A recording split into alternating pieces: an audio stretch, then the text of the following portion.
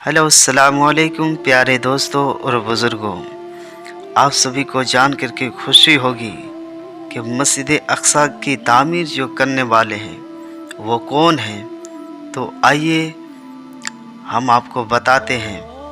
आगे बढ़ने से मेरे चैनल को सब्सक्राइब करें और इसी तरह हर एक के बयानात को सुनने के लिए, नई नई वीडियो सुनने के लिए हमारे चैनल को सब्सक्राइब करें। फ़िदा हुसैन फ़िदाई असदक़ी को और फ़िदाई ऑफिशियल को।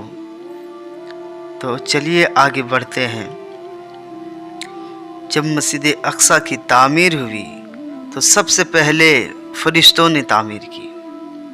अल्लाह के हुक्म से फ़रिश्तों ने तामीर की। उसके बाद हज़रत सुलेमान अलैहिस्सलाम का ज़िक्र आया कई किताबों में कि हज़रत सुलेमान अलैहिस्सलाम ने उस मस्जिद अक्सा की तामीर की।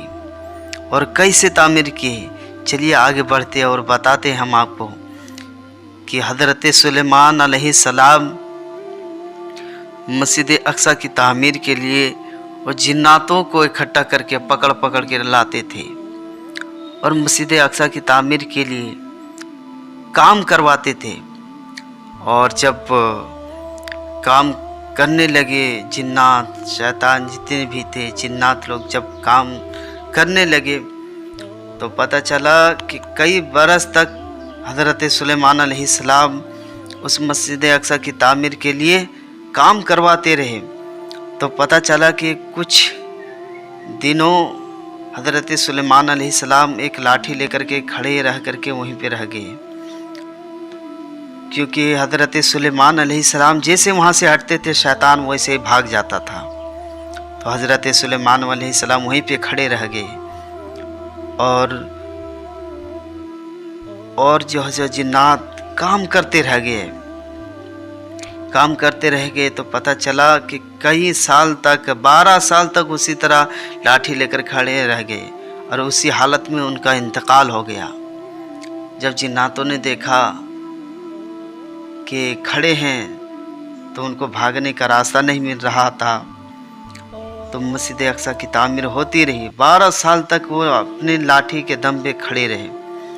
और जब उसी तरह इंतकाल हो गया उनका, तो जब लाठी में दीमक लगी और दीमक के वजह से वो लाठी टूट गई तो हज़रत सुलेमान अलैहिस्सलाम गिर पड़े। जब ज़मीन पर गिर पड़े तो जिन्नातों ने दौड़ कर आया, देखा कि हज़रत सुलेमान अलैहिस्सलाम तो कब के इंतकाल कर चुके थे। तो वैसे ही जिन्नात सब भाग गए। फिर हज़रत उमर आए, हज़रत दाऊद आए, सब आए और सबों ने मस्जिद अक्सा की तामीर की। और बताया जाता है कि उसमें हज़रत इब्राहीम अलैहिस्सलाम भी हैं, हज़रत ज़करिया अलैहिस्सलाम भी है, हज़रत दाऊद अलैहिस्सलाम भी है। बहुत सारे अनबिया कराम जो हैं वहाँ पे लेटे हुए हैं।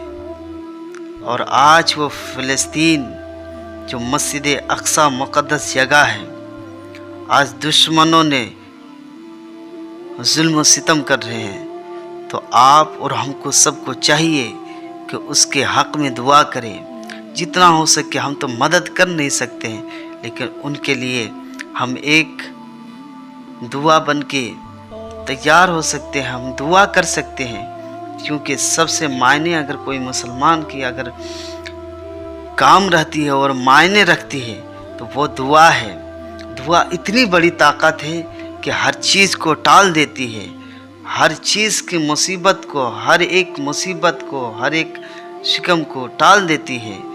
समझ लीजिए कि हम सबको सबसे ज़्यादा दुआ करनी चाहिए।